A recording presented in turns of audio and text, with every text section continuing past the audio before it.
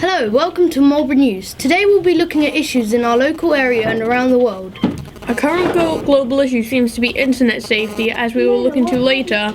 We will also be looking into another global issue, especially on gender bias in schools. A recent event will be looked into, the Narnia school play. We will also look at a rising issue in our society that is affecting everyone, slavery. Now to our first story, mental health issues. My name's Aparna. Hello, my name's Stella. All over the UK, 1 in 5 young people are suffering from a mental illness. The sad truth is many do not take action and lack the support required to get a diagnosis and treatment. A mental illness is not impossible to overcome. It can, like a physical issue, be solved or lessened. A mental illness isolates people and makes them feel alone. People feel anxious and nervous and need the support of loved ones and friends for recovery. What's worse is that many people do not understand and cannot recognize these disorders. Attention deficit hyperactivity disorder, or ADHD, results in a low attention span and bursts of energy. Many people simply associate it with bad behavior, but the root of the problem is far deeper than that. It makes several tasks harder and silly mistakes become more common. If this were not a medical condition, perhaps people would say that discipline is the answer, but that will only increase anxiety and anger, which could perhaps result in more destruction. The autistic spectrum. He suffers from communication and learning difficulties and epilepsy. What is it like living with someone who suffers with a mental illness? Having a brother with learning difficulties is challenging, mainly for my parents. However, it's not all bad, and we do have fun. Sometimes I even forget he has learning difficulties. How does your brother's disorder affect his everyday life? It affects him, so say for example if he was ill, he wouldn't be able to tell us and explain why, so he'd leave us trying to work out what it was. Meanwhile, he'd be getting frustrated about it. Does this make him isolated with other people? I don't really know that because I'm not him, but I suppose it would, because imagine what it'd be like if you thought you were saying everything and people could understand you, but really nobody can't really understand. Does he receive some form of treatment, and do you think more could be done? He has a speech psychiatrist, but I don't really know too much about that. He goes to a day centre, which is good because he can be with other people like him, but we don't really know what actually happens because he can't really tell us himself. And Laura's family is not the only one. Many people feel like the carers need to do more in order to combat medical disorders, so that people have the support and treatment they need. Hello. How many students do you think in a school, like approximately, have mental health concerns? Over this whole school, from years 7 to upper 6, year 13, I would say there's roughly about 10 students per year group that are displaying concerns that could lead to a mental health concern. Okay, and what kind of cases have you come across? Cases, it's hard to say cases because I'm not the medical professional, so I do not diagnose. What we do is we signpost for them to get support, because it's as important as your physical health is your mental health. So we'd signpost, we've come across low mood, but the diagnosis for that would be depression, but obviously we can't diagnose. So low mood, depression, self-harm, personality disorders, bipolar, OCD, obsessive compulsive disorder. Those are what we've come across. Yeah, and how bad and extreme can they be sometimes? I can't really answer how bad they could be, because that would be a doctor's diagnosis and telling you, but there are symptoms and signs that we can look for. Yeah. And as I said, we'd signpost to other agencies such as your GP. Because we're a school, our main importance is your learning and your well-being, so to assist that's why we'd signpost. And so what can we as a school do to help these people with these mental health concerns? Best tonic is probably talking, so it would be talking to your parents, talking to your friends, and if you have a concern about yourself or friend, talk to somebody. If there's a teacher that you can confide in, or you can come and see me in the Learning Sanctuary, or any member of staff, but the best tonic is talking.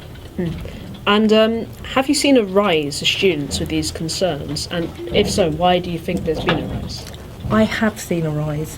I have worked within schools over the last 10 years, and there's been a significant rise.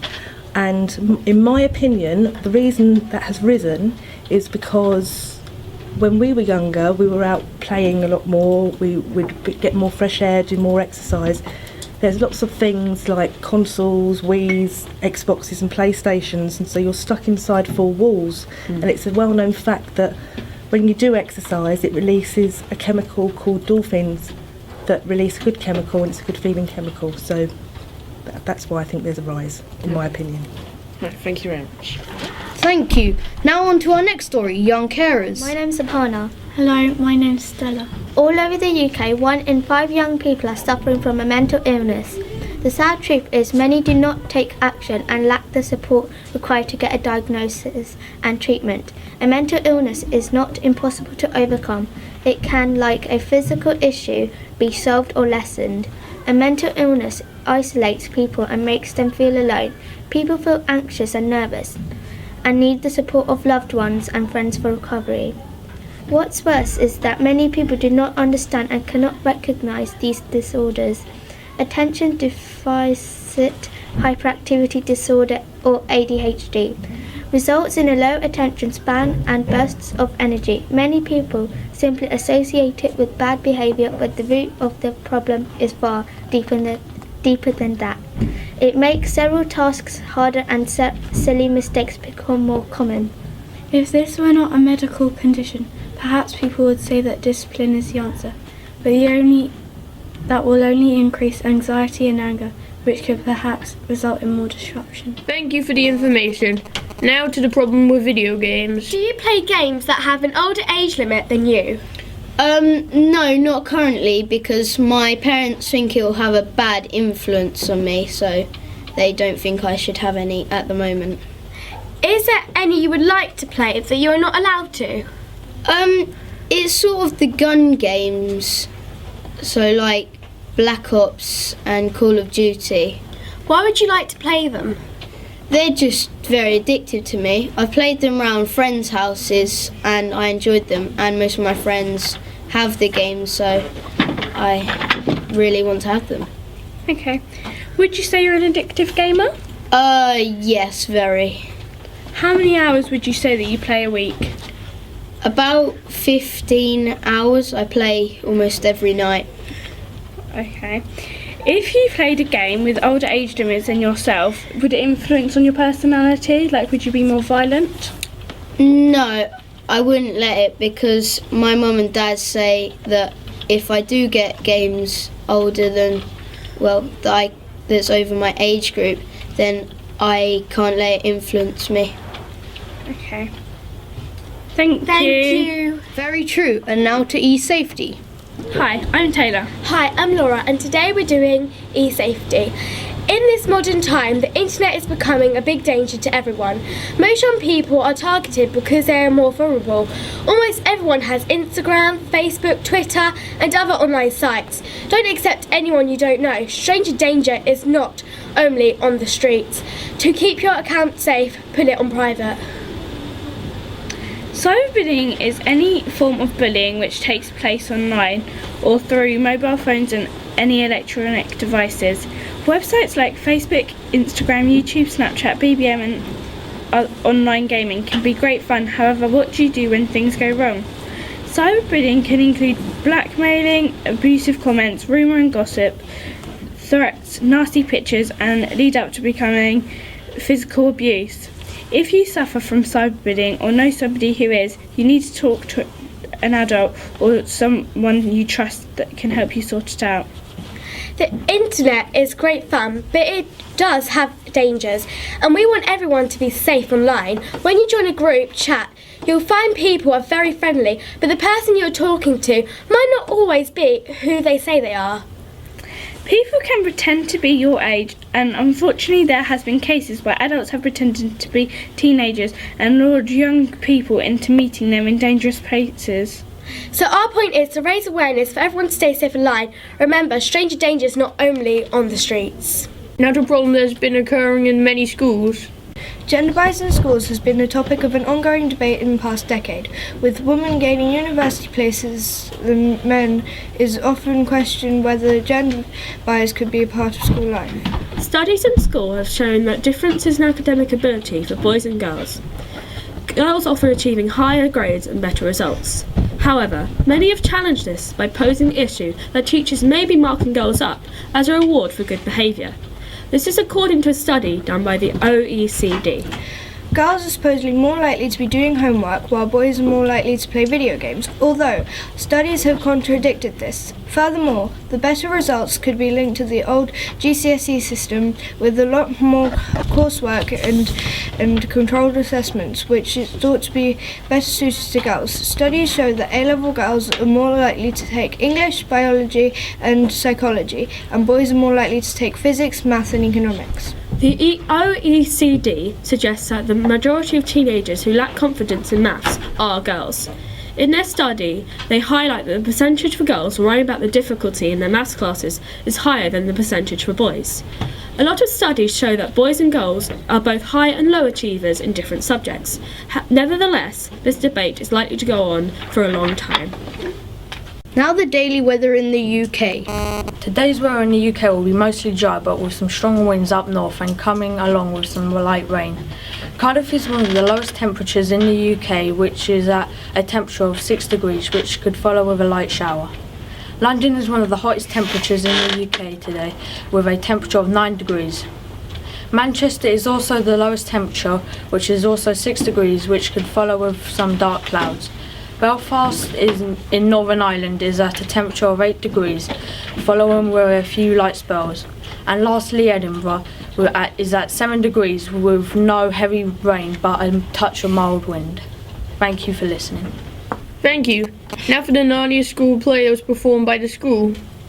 This week in Marlborough, a group of talented students have been taking part in a school production based on the iconic story of Narnia, the Lion, the Witch and the Wardrobe. The performances earlier this week were ended with rounds of applause from all over the hall. Viewers described the play as exciting, amazing, and the characters well portrayed. They did fantastically, one viewer said, and that you could tell how much effort was put into the play. It was clear. There are still 2 more shows to go, and, though tired, the actors and actresses claimed the performances to have been fun and well worth the effort. We've interviewed several students and a teacher. Here are their opinions. How do you think your first performance went? I think it went really well, but it wasn't our first performance because we did one on Monday to a load of primary school kids. What's your opinion on this year's costumes? Well, some of them are really nice, but some of them are absolutely disgusting, hence they're for the uglies. Did you enjoy the experience of performing in Narnia? Yeah, it is lots of fun. You get to meet new people in other year groups to yourself. And final question, do you think there is anything you can improve on for the next performance? No, I don't think so. I think we should just go out there and have some fun. Thank you, Chloe. How do you think the first performance went? Honestly, for a first performance, I thought it was amazing. I mean, everyone did so well. What's your opinion on this year's costumes? Obviously, I think it's amazing they managed to costume us all because there are so many of us this year. But the face paint is a bit of a pain to get off afterwards. Did you enjoy the experience of performing in Narnia? Well, the school plays are always really fun. Of course they're hard work, but I love talking to everyone in the other year groups. I've made loads of friends in, say, year 7, and it's just been a great experience. Okay, finally, do you think there's anything you can improve on for the next performance? Of course you can always improve. I mean, I think, although did go really well, I think people's confidence can improve, and especially timings in things like the battle sequence. How well did the students progress and behave during rehearsals? Well, during the course of rehearsals, students progressed really, really quickly. I mean, we were off script immeasurably fast compared to some of the other years that we've done this, and behaviour-wise in the rehearsals it was absolutely perfect. Everyone was really professional. A lot of them bring books because they know how long rehearsals are going to be. So no, absolutely brilliant, some of them. Do you think the actors portrayed their characters well? Yeah, really well. It took quite a lot of time for some people to get into the mindset of a wolf or a leopard, but we did a lot of, sort of rehearsals with them based on that, trying to actually think about how those sort of creatures started to move, and then they did a lot of research themselves. So really well. I was really impressed. Okay. Did you enjoy helping out? Yeah, I'd say that I enjoyed helping out. It's one of the really lovely things about working in the schools, that you've got something where you get to the end of it and then you get to see exactly what you've created. So yeah, no, I really enjoy it. Did you think the actors performed well during the first performance? Yeah, the first performance was for the primary school children, and you could tell from their reaction at the end and from their faces that they really enjoyed it. I only got to see a couple of sections from the back of the hall, but everything I saw went absolutely perfectly. So yeah, everyone was tired but really ready to do their first performance, and it went really, really well. Thank you. Thanks. Now for James interviewing Year 7 students about Jeremy Clarkson punching his boss. First of all, what do you think about Jeremy Clarkson's attack on one of the editors of the BBC? I think it's disgusting behaviour because all the things that he's done in the past, and this has just gone too far over the line this time. First of all, what do you think about the Jeremy Clarkson attacking one of the editors of the BBC? Well, I think it's very irresponsible from him because obviously he knows he's on TV and he'll get a lot of news from it and a lot of hate, but to be fair, he was drunk and he's a little bit less controlling of his actions, but it was very irresponsible. What do you think the future will hold for Clarkson since he was suspended from Top Gear? Well, I think he's going to get a job, but I don't think Top Gear will get him again because of what he's done. What do you think the future will hold for Clarkson since he was suspended from Top Gear? Because he's like quite a good actor and he's so famous, he might get a job somewhere else, but he definitely probably won't get one at What do you think will happen to Top Gear since Jeremy Clarkson has been suspended? I feel that some of the views might go down because a lot of people did like him, but people will carry on watching because they know what he was like before. What do you think the future will hold for Top Gear since Jeremy Clarkson has been kicked out? Well, I think it will get less ratings because he was the main person that hosted the show, and he's been there ever since it started. And I think it will still carry on, but just won't Thank be you as for good. everyone's time through this interview for this subject. Now to James for Music Report. Rock and metal bands are becoming more popular with teenagers. Artists like Marilyn Manson, Slipknot and Korn, and the list goes on through these mainstream rock bands. But I'm here to ask the question why these bands are gaining popularity through the youth audience. There's also a point that a lot of schools ban this kind of music, so it's quite surprising that teenagers can get hold of it. But I want to know what kind of music they like to listen to. Is it metal or rock? Normally kids listen to rock or punk, but sometimes metal. Let's look at some of the fan pages. Fan pages normally vary between 100 viewers to 2 million viewers. The band's personal pages also get loads more followers. We think it's not just being rebellious, they actually like the music. But let's ask some questions to Connor.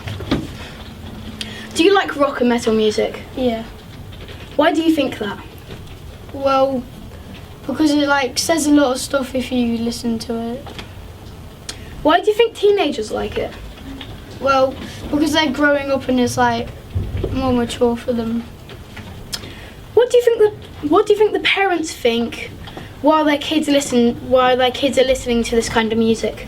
It depends what kind of parents you have.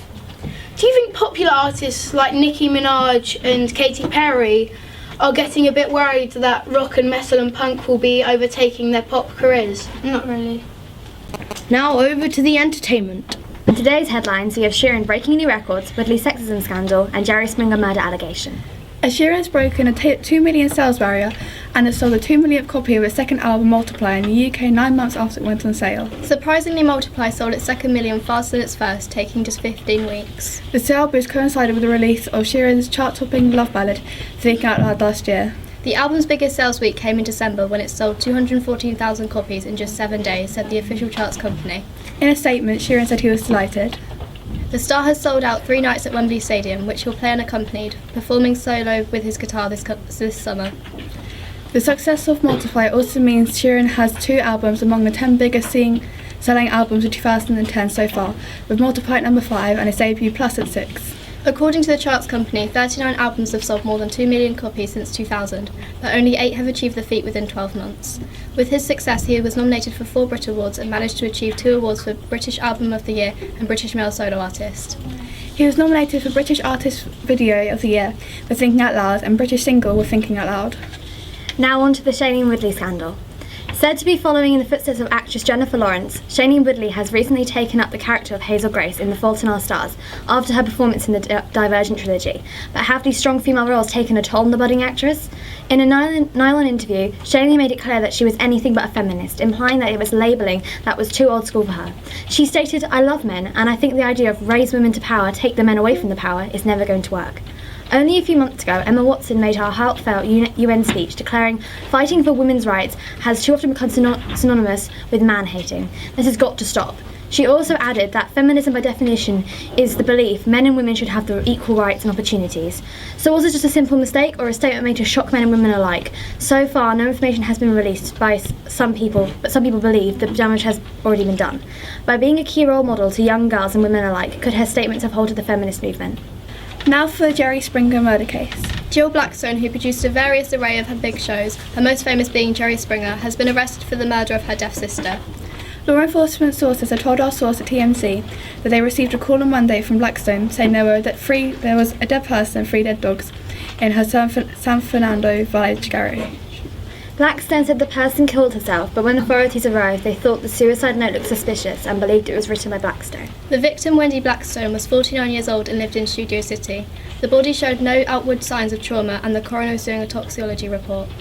Thank you. Another problem that's been occurring in many schools. Cancer is a disease that we all carry. It is estimated that 1 in 3 people will get cancer in one form or another. In 2012, 440 people died from cancer in a day. However, deaths in the UK have fallen around a fifth over the last 40 years and 10% in the last decade. This is due to research in early detection and improvement in medication provided. One of the members of our staff in the school, Miss Kirk, is currently preparing to take part in one of the many fundraisers for cancer, the Pretty Muddy Run. She's with me here today now. What inspired you to take part in this event? To take part in the Pretty Muddy Run, the reason for me taking part is because in 2009 I was diagnosed with a very rare form of ovarian cancer, and since then I have been doing various charity work for Cancer Research UK, and they approached me to launch this new Pretty Muddy Run and basically share my story. How much money have you raised so far? So far I've raised £345. What is your target? 300, so I'm very pleased that I've actually hit my target, and hopefully between now and May when the event will take place, hopefully I will raise more. Why do you want to raise money for cancer? Basically to help save lives, because I realise that I'm very, very lucky, and I'm very, very much appreciative that I am here today 5 years down the line and completed my 5 years remission, and without raising money for Cancer Research UK, they wouldn't be able to continue to research and get the right medication to help save lives. So that's why it's so important. Is there any other event like this that you've taken part in? Yes, I've done several charity balls for Cancer Research UK. Money raised totally was about £50,000. So for me, it's a very close charity to my heart. So yeah. Are you excited for this event? I'm more nervous than I'm excited, to be quite honest. But yeah, it's good. Thank you for your time. That's okay. Thank you for watching Marlborough's BBC News School Report. And goodbye.